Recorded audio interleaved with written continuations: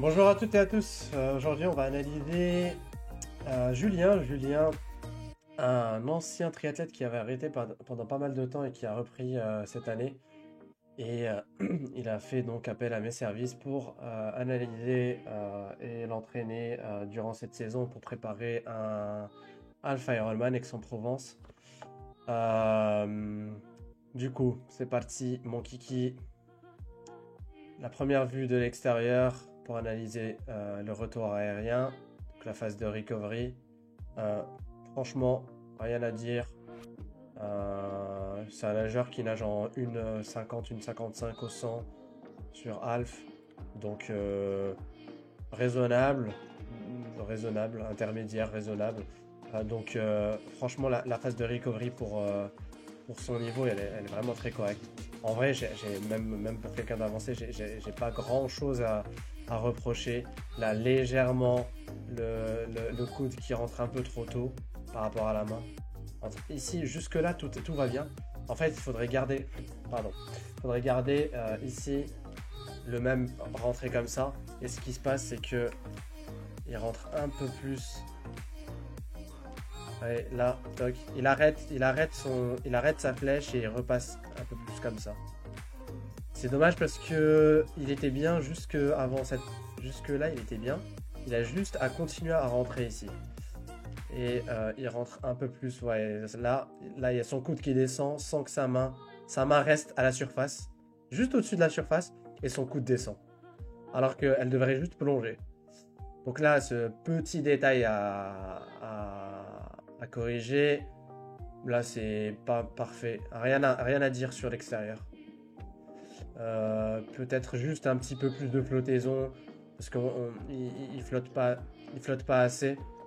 Mais ça, c'est quelque chose qui va venir avec l'entraînement, en corrigeant la vue, en corrigeant un peu plus le gainage, etc. On va avancer parce qu'il n'y a rien à dire sur cette vue-là, de spécial en tout cas. Euh, Hop là. Ok. Donc, qu'est-ce qu'on voit ici?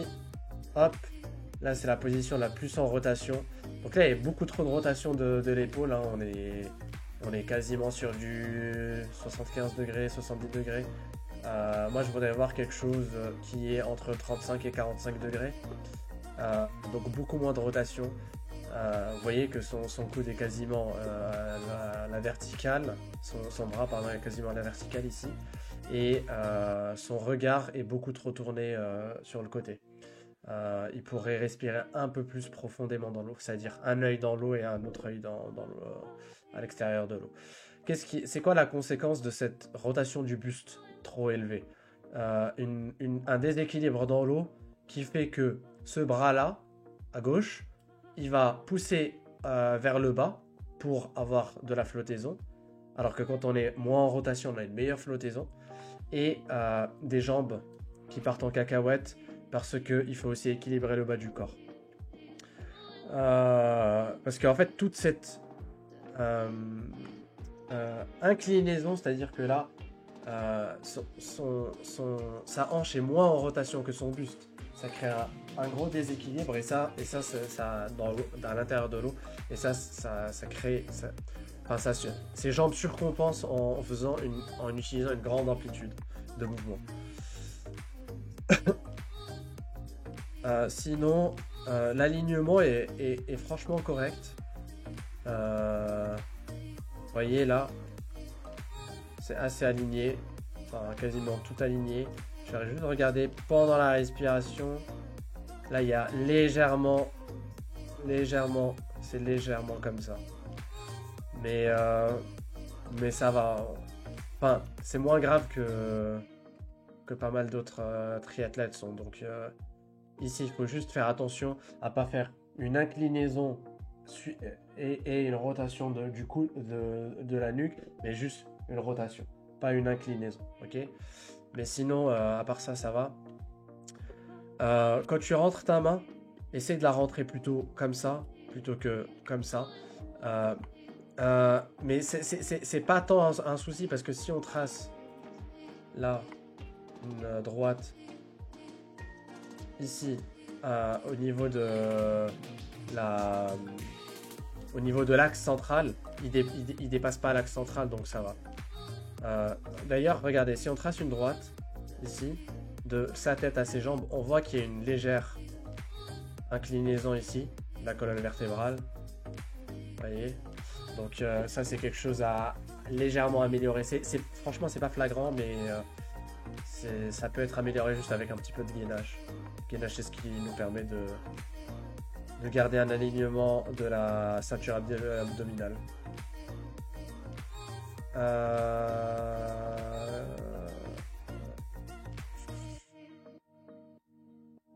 Ok, on peut avancer. La vue de l'intérieur, ça va être la plus intéressante pour Julien parce que c'est là où il y a le plus de choses à améliorer. La première chose, c'est la flottaison dans l'eau. Vous voyez, si on trace une droite, là, il y a beaucoup d'espace. Il y a beaucoup d'espace ici qui va faire qu'il va... il va créer beaucoup de résistance dans l'eau. Alors que s'il flottait, si son corps, au lieu d'être comme ça, hop, j'en fais une deuxième, il était plutôt comme ça, quelque chose comme ça, ça créerait beaucoup moins ici de résistance dans l'eau. Donc, il y a plusieurs choses là, j'ai l'impression, vous voyez ici, hop, et ses jambes retombent.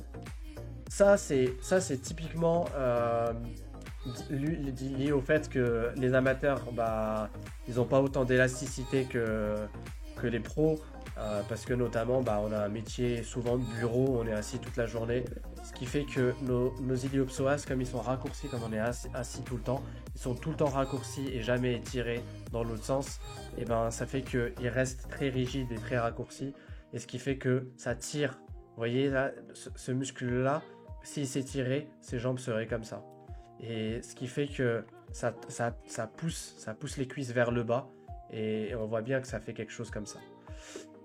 Et notamment ici, on voit bien. Il arrivait à les étirer bien, bah, ça serait plutôt comme ça.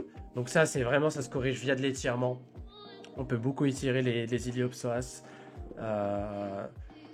Et le mouvement inverse aussi qui va aider, c'est renforcer le groupe des fessiers. Donc petit, moyen fessier, grand fessier, ce qui va faire tirer les jambes vers le haut. Donc rigidifier les fessiers et plus d'élasticité pour les iliopsoas ici. Comme ça fait remonter le tout vers le haut. Bien sûr, le gainage va aussi aider un petit peu à stabiliser la colonne vertébrale et les jambes pour garder un meilleur alignement.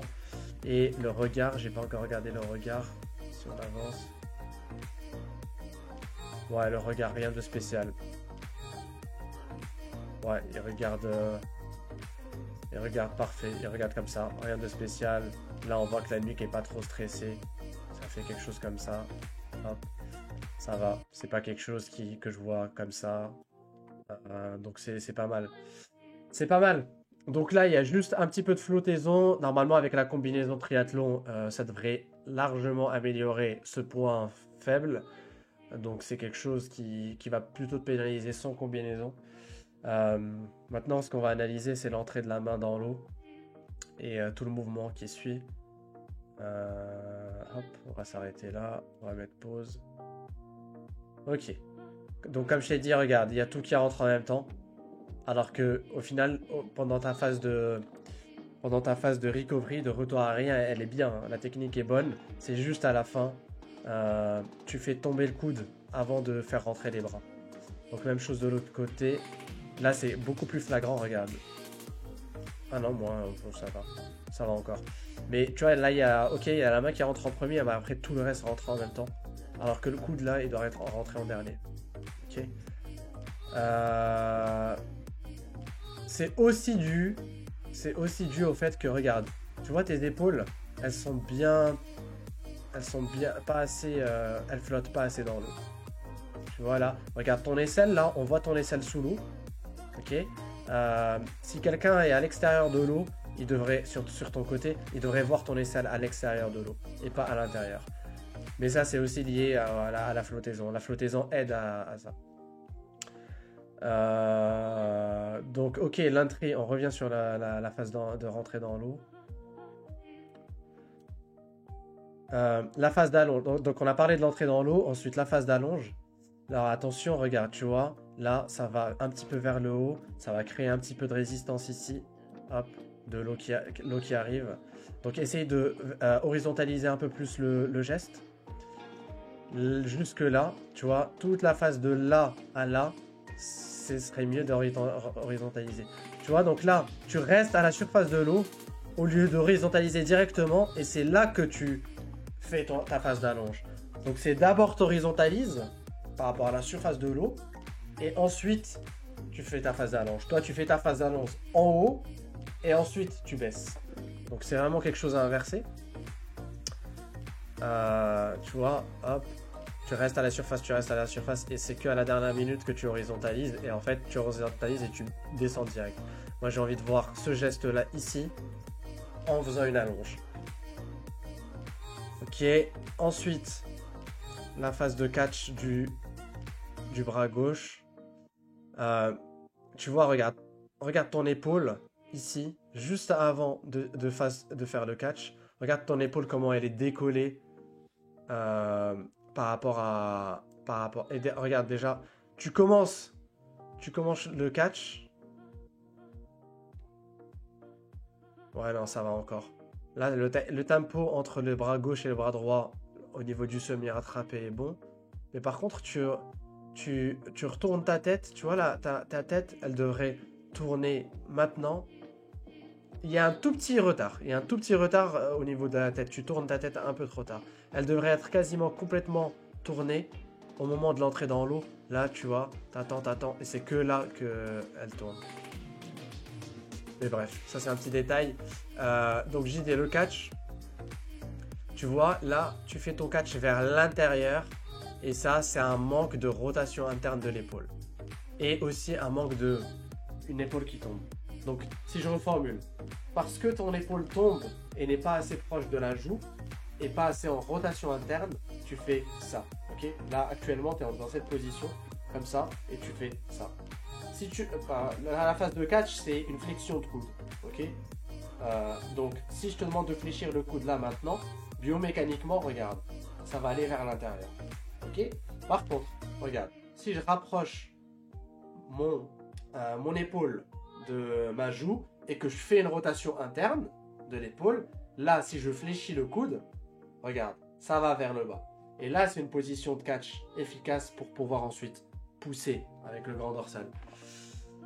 Le problème c'est que toi du coup tu le fais pas, et on va le voir surtout sur une autre image sûrement, mais là tu tires beaucoup vers l'intérieur. Et l'autre chose que je voudrais montrer, c'est, tu vois, une fois que ton épaule et ton coude sont alignés, il faudrait aussi que ton avant-bras soit aligné. Donc en fait, il faudrait que tu sois dans une position comme ça, ok, et pas comme ça, pour optimiser la phase de poussée. Tu vois, ici, tu fais ton catch. Là, ton catch commence. Hop, hop, hop. J'avance. Et là, tu vois, tu commences. Donc jusque là, ça va. Il n'y a rien qui me choque. Mais tu devrais continuer à faire avancer l'avant-bras vers le bas sans trop bouger le bras. Ok? Pour que ça fasse quelque chose du type comme ça et que ça continue à faire ça. Tu vois? En gros, je vais faire quelque chose de plus propre. En gros, ton bras, il est là, actuellement. Ok. Je voudrais que ton bras reste comme ça et que ton avant-bras avance petit à petit, comme ça. Ok. Et à partir de là, tu peux commencer à faire bouger ton bras pour arriver en position ici, tout aligné. Ok. Regarde ce qui se passe. Ce qui se passe, c'est que toi, tu fais, tu vois, tout est solidaire. Tu bouges aussi ton bras et pas ton avant-bras, pas que ton avant-bras. Ce qui fait que ici, tu vois, quand tout est aligné, au lieu que tout soit aligné, t'as que ton épaule et ton coude qui sont alignés. Ok? C'est comme ça au lieu d'être comme ça. Donc vraiment, ton catch, tu le commences bien, ok, mais continue cette phase de catch un peu plus longtemps avant de pousser. Ton catch est à la limite du raisonnable. Hein. Là, regarde, tu vois. Si je trace une droite, pourrait être un petit peu amélioré, mais si je trace une droite entre le milieu de ton épaule et le milieu de ton poignet, tu vois, ton coude est aussi au milieu. Donc c'est vraiment la limite inférieure à ne pas dépasser. Si ton coude est inférieur, c'est pas bon, parce que tu vas justement accélérer ce geste-là au lieu de tirer avec le bras et pas avec l'avant-bras. Tu vas faire ça. Tu vois, si la plupart des débutants, ils font ça, tu vois, et la phase avec laquelle ils poussent, tu vois, la phase qui est verticalisée par rapport à l'eau, qui te permet de créer une résistance dans l'eau, il n'y a que cette partie-là. Au lieu que ce soit toute cette partie-là. Ok? Donc, ce qui est important, c'est que dans la phase de catch, tu viennes casser le coude pour que ton coude soit au-dessus de cette droite et pas en dessous. Donc toi, tu es à la limite de l'acceptable. Tu pourrais venir améliorer ça en gagnant en mobilité. Alors, je vais vous montrer une vidéo, hein, évidemment. Hop, hop, hop. Je vais vous montrer une vidéo de quelqu'un qui est pro. Regardez comment il casse. Hop, hop, voilà. Là, c'est une position. Regardez comment il casse son coude. Je vous demande pas d'avoir un catch aussi efficace que ça parce que la plupart des triathlètes amateurs, ils n'ont pas fait de la natation depuis très jeune et ils sont pas pros et donc ils n'ont pas développé la mobilité de l'épaule pour pouvoir supporter cette position-là. Cette position, elle demande à la fois de la mobilité de l'épaule et aussi beaucoup de force au niveau de la coiffe des rotateurs. Et ça, chez les amateurs, on n'a ni mobilité ni force au niveau de la coiffe des rotateurs. On dit que le sport, la natation est un sport technique, mais c'est aussi un sport où on a besoin de beaucoup de force au niveau de la coiffe des rotateurs. Donc tous les 5 petits muscles qui englobent, qui stabilisent l'épaule. Et pour ça, il faut faire de la musculation aussi. C'est pour ça que moi, je suis un grand défenseur de la musculation pour les triathlètes. Je suis d'ailleurs coach en préparation physique par ailleurs. Donc là, on peut voir que quand il pousse, dans la phase de pousser, il pousse qu'avec son bras et pas son avant-bras. Vous voyez, la verticalisation du bras, elle est là. En fait, tout ce qui permet de créer de la résistance contre l'eau, c'est surtout cette partie-là. Hop. Ici, là. C'est ce qui est le plus verticalisé. Cette partie-là pousse plutôt vers là. Vous voyez, regardez. Là, toc, toc, toc. Tout ça, ça pousse vers là. Mais... Et après, en fait, une fois qu'il a passé son épaule, vous voyez, ici, une fois que ça, c'est vertical, après, il remonte de manière normale. Et du coup, il perd beaucoup de poussée entre là et là. Ok. Tout ça parce que il n'est pas ici comme ça et parce que ici, il fait pas un catch plus efficace. En mode comme ça et comme ça. Un peu comme ça, ouais. Et que s'il a un catch plus efficace qui ressemble à peu près à ça, on est d'accord que là, il pousse avec l'avant-bras ici, alors que s'il était comme ça, bah, ça pousserait beaucoup plus comme ça. Donc le plus tôt on peut verticaliser l'avant-bras, le mieux c'est.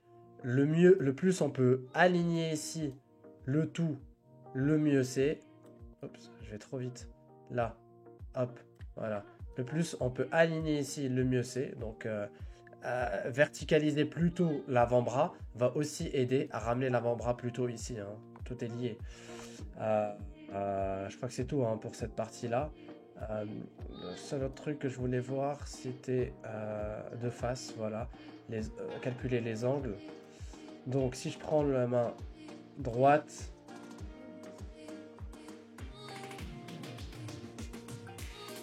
hop, milieu de l'épaule, milieu du poignet, milieu du coude, on est à 116, on veut quelque chose entre 100 et 120 degrés, donc on est dans la fourchette acceptable. Et sur la main gauche, droite, pardon, sur sa main droite, on est sur quelque chose qui ressemble à ça. 113. Donc c'est parfait. Au niveau de la poussée et des angles de poussée, il n'y a rien à dire. Donc vraiment pour toi, les axes d'amélioration, c'est surtout dans cette vue-là. Donc une meilleure flottaison, peut-être accélérer un petit peu la cadence de tes jambes. Là, tu es une sorte de entre 2 temps et 4 temps, c'est-à-dire que tu as 2 temps vraiment appuyés, où tu appuies avec les jambes et les 2 autres, tu appuies beaucoup moins. Si tu appuies avec enfin, moins d'amplitude, là tu fais beaucoup d'amplitude avec 2 temps, et les 2 autres c'est des tout petits jambes. J'aimerais bien que tu fasses 4 petites amplitudes, ça sera beaucoup plus simple. Donc ça va te permettre de flotter un peu plus. Mais ton plus gros problème, c'est vraiment cette phase d'allonge avec rotation interne de l'épaule et rapprocher l'épaule de la joue qui va te permettre de venir vraiment ici faire le catch correctement. Donc phase d'allonge et phase de catch, c'est tes deux principaux défauts qui devraient être corrigés. La flottaison bien sûr, mais ça sera amélioré avec la combinaison. Et sinon tout le reste c'est vraiment des petits détails. L'alignement aussi, l'alignement de ton bras en position latérale, en position alignée, quand on te regarde de manière latérale. Mais ça aussi, ça sera corrigé avec un meilleur catch. Donc voilà, je pense qu'on a fait le tour. J'espère que ça t'a plu. Pour ceux qui veulent une analyse similaire à ça, vraiment spécifique à la technique de chacun, n'hésitez pas à me contacter. Tous les liens sont en description tout en bas. Même chose pour du coaching en triathlon. Voilà, merci beaucoup et à bientôt. Ciao, ciao.